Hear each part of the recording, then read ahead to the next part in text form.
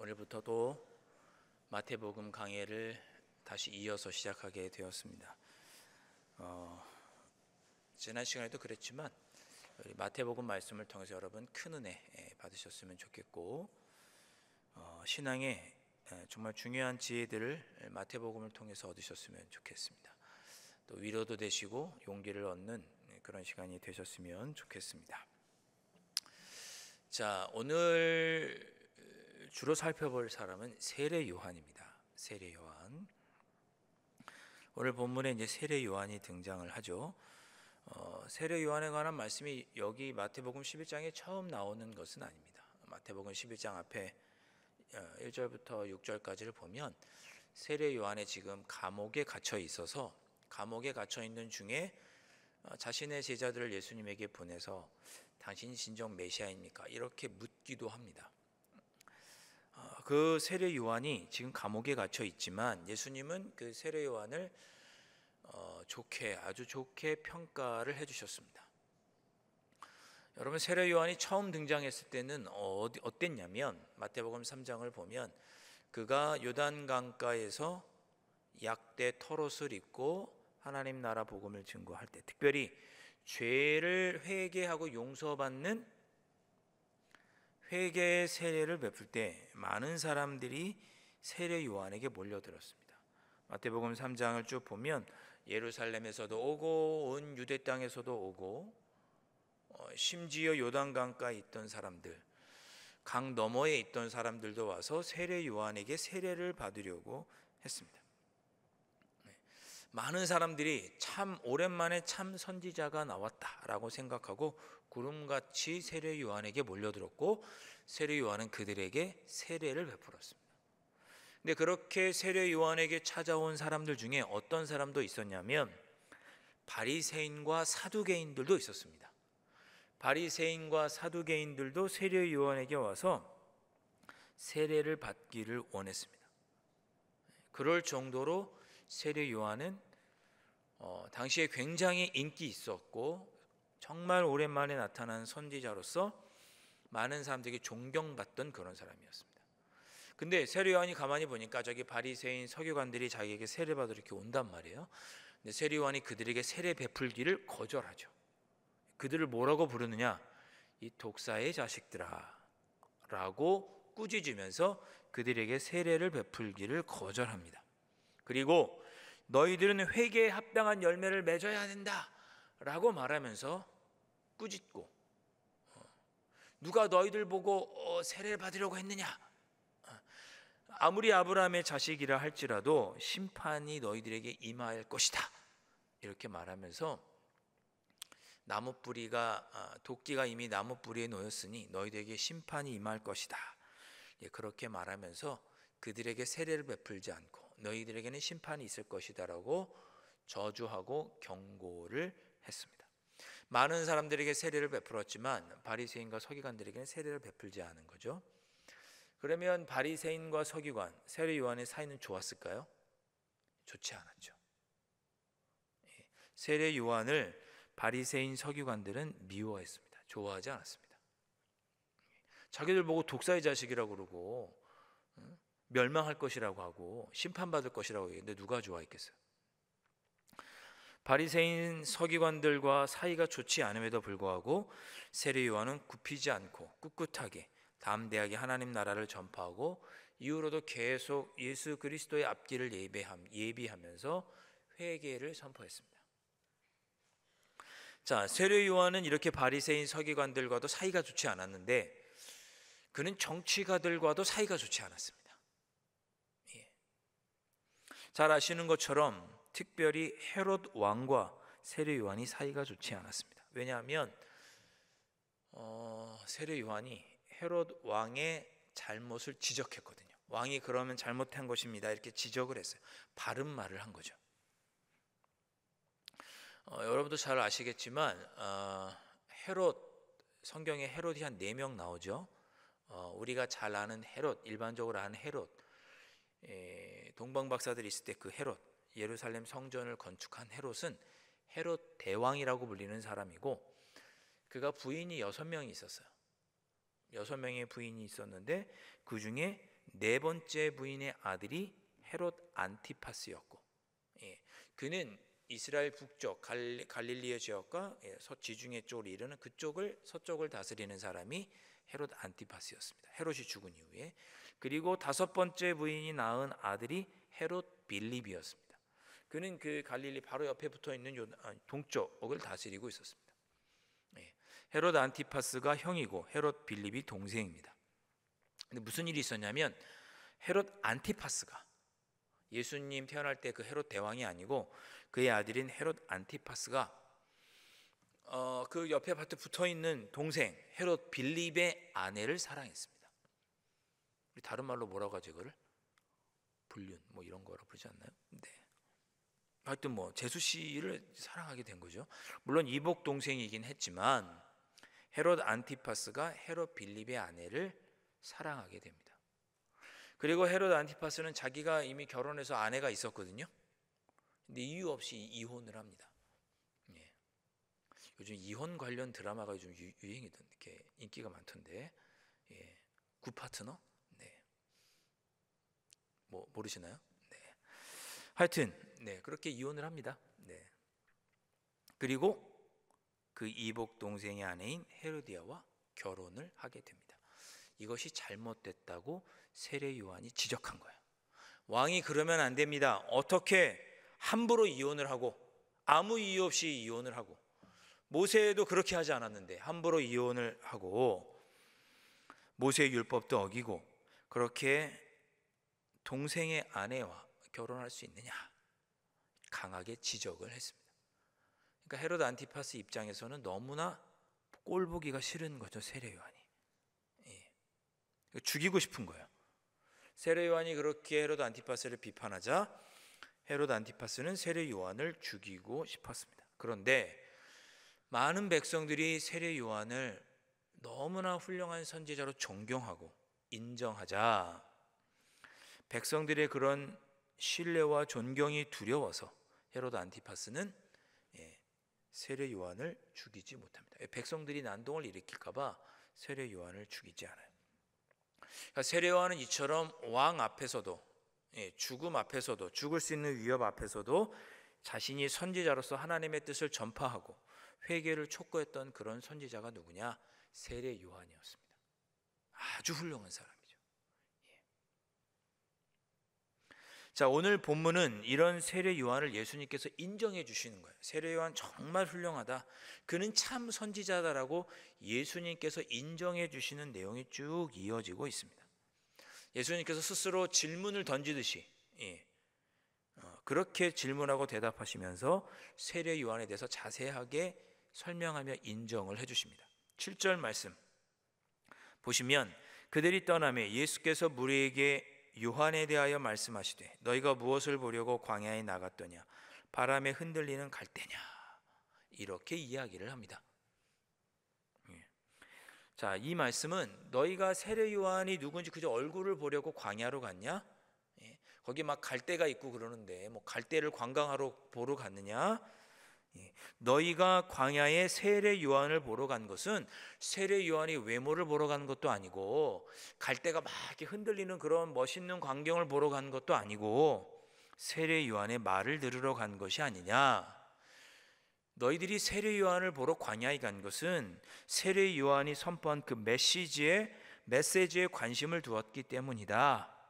회개하라, 천국이 가까웠다라고 선포하는 그 세례 요한의 메시지에, 천국이 가까웠다고 말하는 그 세례 요한의 메시지가 너희들의 마음에 다가왔기 때문에 너희들이 세례 요한을 만나러 광야에 간 것 아니냐. 그렇게 말씀하시면서 그렇게 회개를 선포하고 천국을 선포한 세례 요한은 참 선지자다, 이런 뉘앙스로 설명을 하신 것입니다. 자, 8절 말씀 또 예수님 이렇게 말씀하시죠. 그러면 너희가 무엇을 보려고 나갔더냐? 광야에 무엇을 보려고 나갔더냐? 부드러운 옷 입은 사람이냐? 부드러운 옷을 입은 사람들은 왕궁에 있느니라. 7절 말씀의 연장선상인데요. 옛날에 선지자는 두 부류의 선지자가 있었습니다. 첫 번째는 하나님을 섬기는 예언자, 두 번째 예언자는 왕을 섬기는 예언자가 있었습니다. 예언자가 두 부류가 있었어요. 하나님을 섬기는 예언자는 광야에서 하나님의 음성을 듣고 그렇게 하나님의 뜻을 선포하는 사람이었고, 왕을 섬기는 예언자는 왕 곁에서 하나님의 말씀을 증거해주고 정치적인 조언을 해주는 그런 예언자가 왕 옆에 왕을 섬기는 예언자였습니다. 다윗 곁에는 나단이라고 하는 선지자가 있었고, 히스기야 왕 옆에는 이사야라고 하는 왕궁 예언자, 왕궁 선지자가 있었습니다. 물론 그렇게 왕 옆에서 조언하는 그런 왕궁에서 활동하는 사람들은 막 아무 옷이나 입진 않았겠죠. 비단 옷을 입고 있었겠죠. 물론 많은 사람들이 왕 옆에서 아첨하고 왕에게 좋은 이야기들만 하고 그래서 부귀영화를 누리려고 했던 그런 예언자 선지자들도 있었습니다. 유다의 마지막 왕인 시드기야 왕 때 예레미야 선지자가 나라가 망할 것이다, 바벨론에게 멸망할 것이다, 이게 하나님의 뜻이다 라고 예레미야가 막 하나님의 말씀에 대해서 증거할 때 왕 시드기야 왕 옆에 있던 하나냐라고 하는 선지자는 망할 일 없다, 우리에겐 평안만 있을 것이다 라고 계속 이야기를 합니다. 그러니까 시드기야 왕은 누구 말을 들어요? 좋은 말 해주는 그 하나냐라고 하는 선지자의 말을 듣게 되죠. 예레미야의 음성은 듣지 않게 됩니다. 그렇게 너희가 부드러운 옷을 입은 사람을 보러 갔느냐라고 하신 것은 세례 요한이 자신의 일신의 영화와 부귀를 누리기 위해서 거짓을 말하는 그런 선지자가 아니라 하나님의 음성을 듣고 광야에서 하나님의 음성을 외치는 참된 선지자다라고 예수님께서 인정을 해주시는 것입니다. 그것이 8절의 내용이에요. 9절 말씀 보시면 그러면 너희가 어찌하여 나갔더냐, 선지자를 보기 위함이었더냐, 옳다, 내가 너에게 이르노니 선지자보다 더 나은 자니라. 예수님은 세례 요한을 선지자라고 분명히 말씀하시고 세례 요한은 선지자보다 더 훌륭한 사람이라고 인정을 해주십니다. 세례 요한은 일반적인 선지자가 아니라 그보다 더 훌륭하고 큰 자다. 10절 말씀, 기록된 바 보라, 내가 내 사자를 내 앞에 보내노니 그가 내 길을 내 앞에 준비하리라 하신 것이 이 사람에 대한 말씀이니라. 이 말씀은 말라기 3장 1절의 말씀을 그대로 인용한 거예요. 말라기 3장 1절도 똑같습니다. 제가 읽어보겠습니다. 만군의 여호와가 이르노라, 보라, 내가 내 사자를 보내리니 그가 내 앞에서 길을 준비할 것이요. 자, 예수님께서 말라기 말씀을 인용해서 세례 요한은 저 말라기 선지자가 예언했던 주 메시아의 앞길을 예비하기 위해 준비된 다시 온 그런 엘리야와 같은 그런 선지자다라고 예수님께서 인정해 주십니다. 세례 요한은 그냥 툭 튀어나온 사람이 아니라 구약에서 예언된 사람이다. 14절 말씀, 만일 너희가 즐겨받을진대 오리라 한 엘리야가 곧 이 사람이니라. 성경에 예언된 다시 올 그 선지자가 그 엘리야가 바로 세례 요한을 말하는 것이다. 그러니까 세례 요한은 참 선지자다, 이걸 예수님께서 인정을 해주시는 거죠. 마지막 11절 말씀 보시면 내가 진실로 너희에게 말하노니 여자가 낳은 자 중에 세례 요한보다 큰 이가 일어남이 없도다, 이렇게 앞절에서 상반절에서 말씀하고 있습니다. 세례 요한은 여자가 낳은 자 중에 가장 크다. 여기서 말하는 가장 크다는 것은 뭐 최고가 크다는 것이 아니죠. 하나님의 일을 이렇게 크게 한 자가 없다라고 예수님께서 인정을 해주시는 것입니다. 그러니까 아주 중요한 일을 했다. 세례 요한만큼 중요한 일을 한 사람이 없다. 이제 그런 의미로 예수님께서 세례 요한을 인정을 해주십니다. 짤막하게 요약을 하면 세례 요한은 예수님께서 어떻게 인정을 해주시느냐, 세례 요한은 참 선지자고 하나님을 뜻을 전했던 선지자며 선지자들 중에서 가장 크고 그는 메시아이신 예수님의 앞길을 예비하기 위해 구약에서부터 예언된 이 땅에 오겠다고 예언된 그 엘리야와 같은 선지자고 웬만한 선지자보다 더 훌륭하고 여자가 낳은 사람 중에서 세례 요한보다 더 큰 자가 없다는 칭찬을 들었다. 그렇게 예수님께서 세례 요한을 인정을 해주셨습니다. 세례 요한 훌륭하죠? 예수님에게 이런 칭찬을 들었으니 얼마나 훌륭합니까? 자, 그런데 이처럼 훌륭한 세례 요한을 예수님께서 인정해 주시면서 뭐라고 말씀하셨느냐? 세례 요한보다 더 큰 자가 있다고 말씀하셨습니다. 11절 말씀 우리 끝까지 다시 한번 볼까요? 우리 다 함께 11절 말씀 함께 봉독해 보겠습니다. 시작. 너희에게 말하노니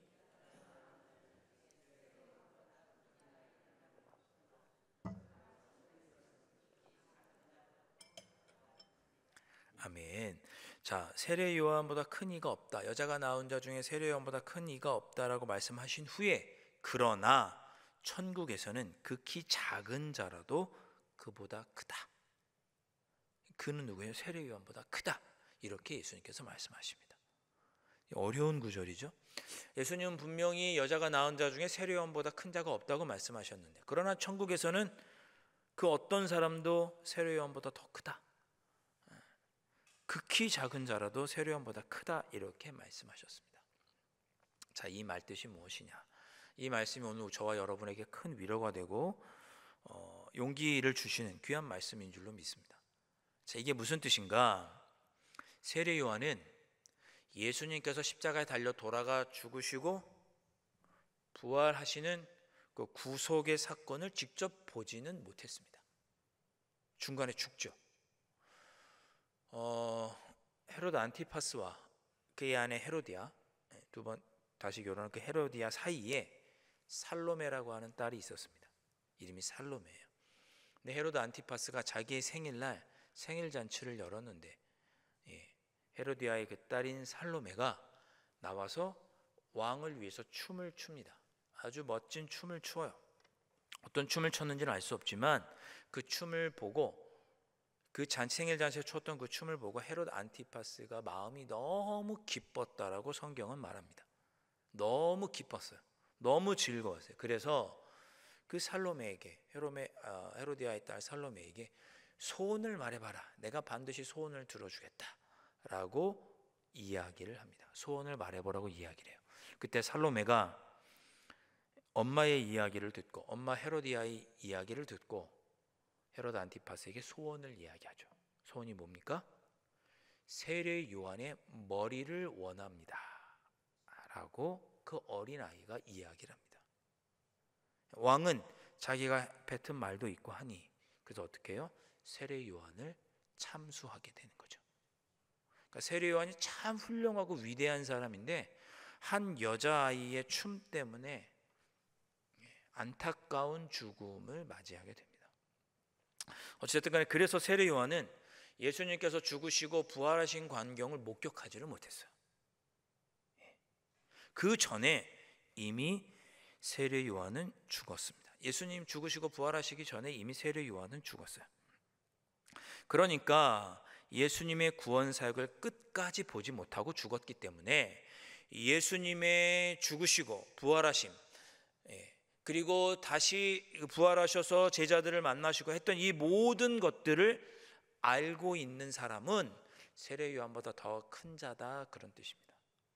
세례 요한은 못 봤으니까. 굳이 예를 들자면 이렇게 한번 예를 비유를 해볼 수 있을 것 같아요. 세종대왕이 훌륭하시잖아요. 우리나라의 어떤 왕보다 훌륭한 대왕이죠. 그러나 세종대왕은 그분의 삶이 지금 2024년을 살고 있는 우리보다 삶의 질이 좋다고 말할 수는 없겠죠. 에어컨도 없고 TV도 없고 스마트폰도 없고 그분은 햄버거도 못 드셔보셨을 거고 피자도 못 먹어봤을 거고 스파게티도 못 먹어봤을 거고 그렇죠? 세종대왕이 훌륭하지 않다는 것이 아니라 그분과 지금의 삶의 질을 비교할 때 어떻게 감히 비교할 수 있겠어요? 우리가 삶의 질로 보면 세종대왕보다 더 좋은 삶의 질을 누리고 있다 이렇게 볼 수도 있는 거죠. 그때의 의술과 지금의 의술을 또 감히 비교할 수 없는 것이고 그런 것처럼 세례 요한이 참 훌륭한 사람이지만 그러나 그는 예수 그리스도의 죽으심과 부활에 대한 저 하나님 나라에 대한 계시를 그가 보지 못하고 죽었기 때문에 세례 요한 이후에 그 계시를 알고 있는 예수 그리스도의 죽음과 부활과 천국의 비밀을 들은 자들이 천국에서는 세례요한보다 더 크다. 이렇게 예수님께서 말씀하셨다. 그런 의미입니다. 여러분 위로가 되지 않으세요? 이 얘기는 여러분이 예수 그리스도의 죽음과 부활을 믿고 하늘의 놀라운 계시를, 여러 가지 복음의 진리를 알고 있는 여러분들이 세례 요한보다 더 크다는 뜻이에요. 예. 이 말씀이 여러분들에게 위로가 되고 또 자부심도 되고 또 결단하는 마음도 갖게 할 수 있기를 바라는 거죠. 나는 부족하고 연약한 듯 하지만, 삶의 곤고함과 어려움이 찾아오지만, 그러나 이런 예수 그리스도의 죽으심과 부활을 믿는 나는 천국에서 큰 자다. 세례 요한보다 나는 크다. 예수님께서 그렇게 인정을 해 주신 거죠. 부족하고 연약한 내가 그렇게 대단한 사람이라는 것이 아니고, 구원에 대한 확실한 믿음을 갖고 있는 나, 하나님의 섭리와 하나님의 사랑, 천국의 비밀을 품고 있는 나, 이 땅에서 하나님의 나라를 이루기 위해서 살아가는 나를 하나님께서 어여삐 여겨주셔서 나를 세례 요한보다 더 크게 여겨주신다. 그런 약속이 이 말씀이 되겠습니다. 나 같은 죄인이 어찌 천국의 비밀을 소유하게 되었는지, 하나님 나라에 들어가게 되었는지, 거기에 대하여 세례 요한보다 더 큰 자로 나를 여겨주시니 그 은혜가 감사하고 감격스러울 따름이죠. 그렇게 오늘 예수님께서 우리를 격려해 주시는 말씀으로 여러분 들으실 수 있기를 바랍니다. 그러나 한편 우리가 또 세례 요한보다 더 크다고 말씀하시니 우리가 세례 요한을 본받아야 하는 부분도 있다고 생각합니다. 12절 말씀, 세례 요한의 때부터 지금까지 천국은 침노를 당하나니 침노하는 자는 빼앗느니라. 이렇게 말씀합니다. 침노를 당한다라는 말은 좀 더 원어적으로 해석을 하면 억지로 문을 열다, 그런 뜻입니다. 문이 열린다, 억지로 문이 열린다, 그런 뜻이에요. 마치 예전에 우리 구한말에 외세에 의해서 우리 문어가 억지로 개방된 것처럼, 그렇게 침노를 당한다는 건 억지로 개방이 된다, 문이 열린다, 그런 뜻이에요. 그러니까 저는 이 말씀을 이렇게 이해합니다. 천국은 천국을 간절히 사모하는 자, 침노하는 자들에게 열린다. 천국은 그냥 열리는 것이 아니고 천국은 간절히 사모하는 자들에게 열린다. 천국은 천국을 간절히 사모하는 자들에게 주어진다, 그렇게 보는 거죠. 침노하는 자는 빼앗느니라 그랬잖아요. 간절히 사모하는 자가 차지한다라고 하는 말씀이죠. 그러니까 12절 말씀은 천국을 간절히 사모하는 자가 하나님의 나라를 차지한다, 그런 뜻입니다. 이미 예수님은 마태복음 5장 3절에서 그걸 이미 말씀하셨어요. 심령이 가난한 자는 복이 있나니 천국이 그들의 것이며, 너무나 심령이 가난해서 천국을 사모하는 자들에게 천국은 주어진다, 그런 뜻입니다. 천국에서 가장 큰 자는 세례 요한이 아니라 예수 그리스도를 믿고 저 천국 하나를 간절히 소망하고 이 땅에 하나님 나라의 뜻을 이루기 위해 간절히 소망하며 살아가는 사람들이 천국을 얻는 자들이고 천국에서 가장 큰 자다. 예수님 그렇게 말씀하시는 거예요. 여러분들이 이 땅에서 예수 그리스도를 분명히 믿으시고 저 하늘나라를 소망하면서 하나님의 자녀로 이 땅에 하나님의 뜻대로 뜻을 이루기 위해 살아가면 여러분들이 세례 요한보다 크고 천국을 침노하고 차지하는 자들입니다. 그렇다고 예수님께서 약속해 주시고 말씀해 주시는 거예요. 그러니 우리는 어떻게 살아가야 하겠습니까? 힘들고 어려워도 구원의 확신과 그 믿음을 가지고 천국을 소망하고 이 땅의 아무리 어떤 상황에서도 하나님의 뜻을 이루도록 살아가겠습니다. 그렇게 살아가는 우리가, 그런 우리를 주님은 천국에서 가장 큰 자라고 인정해 주시는 것입니다. 그렇게 살아가는 여러분들이 가장 큰 자입니다. 네. 이렇게 다 커 보이시는지 모르겠네. 일당백 같으세요. 일당백. 16세기 영국 스코틀랜드의 종교개혁자 존 녹스는 언제나 메리 여왕 앞에서 설교했다고 합니다. 메리 여왕이 교회 와서 예배드리니까. 그런데 존 녹스는 그 여왕 앞에서도 하나님의 말씀을 가감없이 증거했고 그 누구보다 열정적으로 여왕의 눈치를 보지 않고 설교했다고 합니다. 여러분, 제가 만약에 여기 윤석열 대통령이 앉아 계시면 설교 어떻게 할까요? 어떻게 해야 될까요? 네, 이렇게 해야겠죠, 그죠? 그럴 일이 없기를 바랍니다. 네. 비슷한 시기에 휴 라티머라는 목사님이 계셨습니다. 그는 헨리 8세 앞에서 헨리 8세의 설교를 하다가 헨리 8세의 마음을 좀 심경을 건드리는 설교를 했어요. 마치 세례 요한이 헤로드 안티파스의 심경을 건드리는 잘못을 지적하는 설교를 한 것처럼 이 휴 목사님도 헨리 8세의 마음을 건드리는 설교를 한 거죠. 그랬더니 헨리 8세가 다음 주에 설교단에서 나한테 잘못했다고 사과해라 명령을 내립니다. 그러자 휴 목사님은 그 다음 주에 설교를 하면서 이렇게 말했습니다. 설교 중에 그렇게 얘기했어요. 휴 라티머, 너는 지금, 자기 이름을 부르면서 너는 지금 누구 앞에서 설교하고 있는지 아느냐? 높고 위대하신 군주이시며 대항할 경우 목숨까지도 앗아갈 수 있는 위대한 왕이 지금 내 앞에 있다. 그러나 결코 잊지 말아라. 내가 명심할 것은 너는 전지전능하시고 주권자이신 하나님 앞에서 말씀을 전하고 있는 것이로되 하나님의 뜻을 거역하실 때는 내 영혼을 지옥으로 던져버리시는 분 앞에서 말씀을 전하는 것이므로 너는 말씀 전파에 신실해야 할 것이다.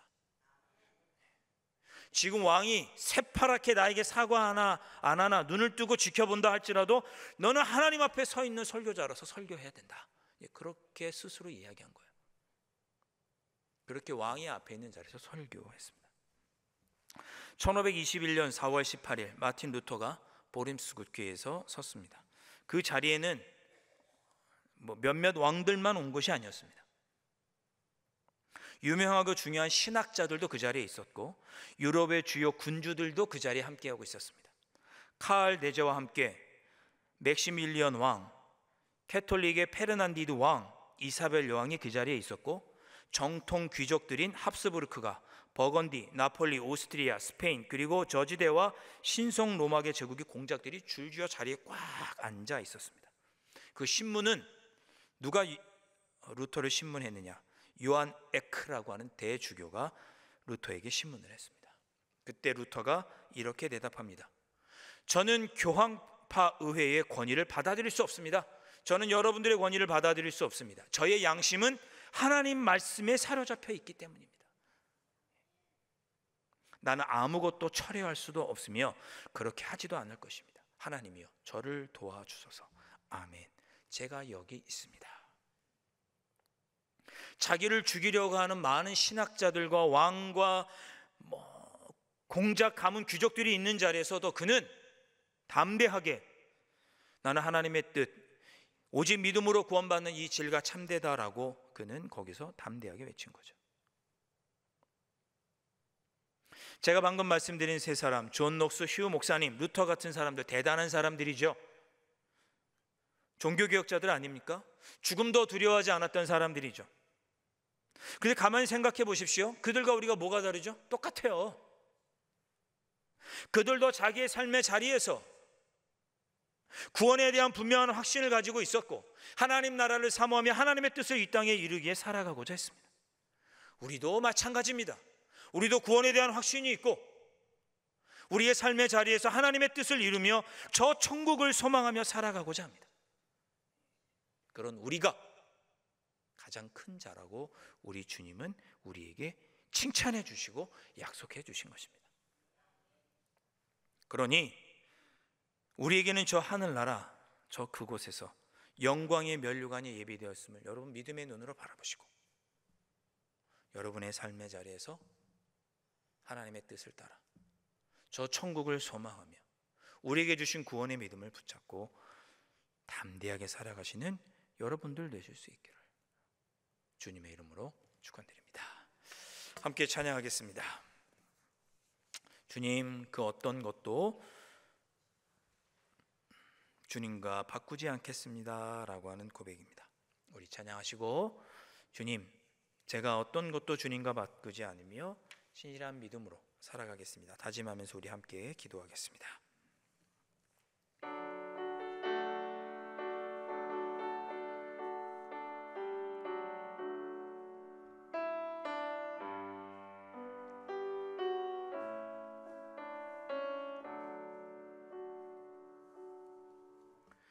나 무엇과도 주님을 바꾸지 않으리. 다른 어떤 은혜 구하지 않으리. 오직 주님만이 내 삶의 도움이시니 주의 얼굴 보기 원합니다. 주님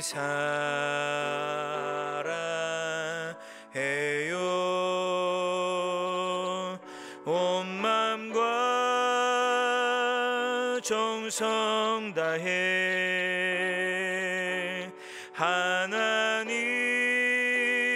하나님의 신실한 친구 되기 원합니다. 한 번 더 찬양합니다.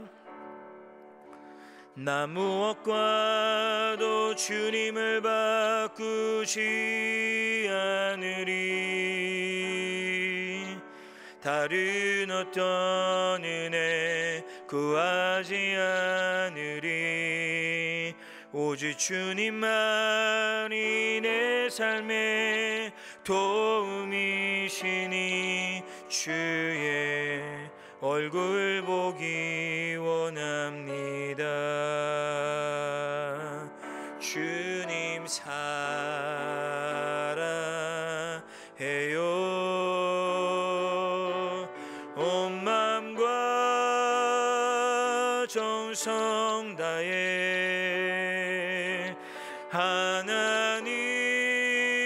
하나님의 신실한 친구 되기 원합니다. 우리 시간 함께 기도하겠습니다. 우리 자신을 한번 돌아보시면서 우리 시간 함께 기도하겠습니다. 주님, 주님의 말씀을 의지합니다. 저 천국을 소망하고 이 땅에서 아버지의 뜻을 이루며 살아가기를 사모하는 자들마다 천국을 차지하리라 약속하여 주셨고 천국에서 가장 큰 자라고 약속하여 주셨습니다. 주님, 이 믿음, 이 약속 붙잡고 살아갈 수 있도록 성령 하나님 도와주시옵소서. 삶에 어떤 고난이 찾아와도 이 믿음 붙잡고 승리하게 하여 주시옵소서. 주님, 이 믿음 붙잡고 살아가겠으니 우리의 가정과 일터에 하나님의 나라가 이루어지게 하여 주시고 하나님의 영광만이 나타나게 하여 주옵소서. 하나님, 우리의 가정과 일터가 하나님의 나라를 간절히 사모하는 나로 인하여 그 자리가 하나님 나라로 변화되기를 간절히 소망합니다. 우리 이 시간 주님의 약속을 의지하고 나로 인하여 우리의 삶의 자리가 하나님 나라로 변화되기를 소망하면서 우리 시간 합심하여 함께 통성으로 기도하시겠습니다. 우리 두 손 높이 한번 드시고 주님의 이름 크게 외치시고 함께 합심하여 통성으로 기도하겠습니다. 주여! 좋으신 아버지 하나님, 오늘 예수님께서 우리에게 약속하여 주셨습니다. 천국은 침노하는 자의 것이다. 천국은 예수 그리스도의 구원의 진리를 굳게 붙잡고 저 하나님 나라를 사모하고 소망하며 이 땅에서 하나님 나라를 이루며 살아가는 자들의 것이다 라고 우리 예수님 분명히 우리에게 약속하여 주셨습니다. 주님, 저희들 이 약속 붙잡고 삶의 자리에서 승리하는 저희들 될 수 있도록 성령 하나님 도와주시옵소서. 어떤 기도 제목이 있든지, 삶의 어떤 어려움이 있든지, 어떤 공고함과 어떤 기도의 제목들이 있든지 주님의 약속을 굳게 의지하여서 주님, 아버지 하나님 모시기에 저 천국을 능히 차지할 만한 가장 큰 자로 설 수 있는 저희들 될 수 있게 도와주시옵시고, 마침내 하나님 나라에 들어가 영광의 멸류관을 차지하는 저희들이 될 수 있도록 성령 하나님 붙잡아 주시고 인도하여 주시옵소서. 그렇게 천국을 사모하며 살아가는 저희들로 인하여 이 땅에 하나님의 나라가, 우리의 가정에 하나님의 나라가 이루어지기를 간절히 소망하오니, 아버지 하나님, 그런 믿음으로 살아가는 우리로 말미암아 우리의 가정과 생업이 하나님 나라로 변화되는 역사를 보게 하여 주시옵시고, 아버지 어떤 순간에도 아버지 천국에 대한 소망과 아버지의 그 간절한 사모함을 가지고 살아갈 수 있는 저희들이 될 수 있도록 주님 붙잡아 인도하여 주시옵소서. 우리 시간에 한 번 더 기도하겠습니다. 우리 시간에 함께 중보 기도하도록 하겠습니다. 이번 주부터 우리 구역 예배가 개강하는데 수고하실 우리 구역장들을 위해서 기도하고, 또 우리 구역장님들을 통해 우리 각 구역이 하반기도 서로 모이기에 힘쓰고 서로의 삶을 나누고 기도 제목을 나누며 기쁨과 감사가 넘치는 구역이 될 수 있기를 간절히 소망합니다. 우리 구역 예배와 우리 각 구역과 또 수고하실 구역장들을 위해서 이 시간 기도해 주시길 바랍니다. 또 기도하실 때 우리 환우들을 위해서, 명언이를 위해서, 내 자신의 육신의 연약함을 위해서 이 시간 기도하실 수 있기를 바라고, 우리 수험생 자녀들을 위해서도 우리 시간 함께 합심하여 기도하겠습니다. 두 손 높이 드시고 우리 구역과 환우들과 내 자신의 육신의 연약함과 우리 수험생들을 위해서 함께 기도하겠습니다. 두 손 높이 드시고 주님의 이름 크게 한번 부르고 함께 통성으로 기도하겠습니다. 주여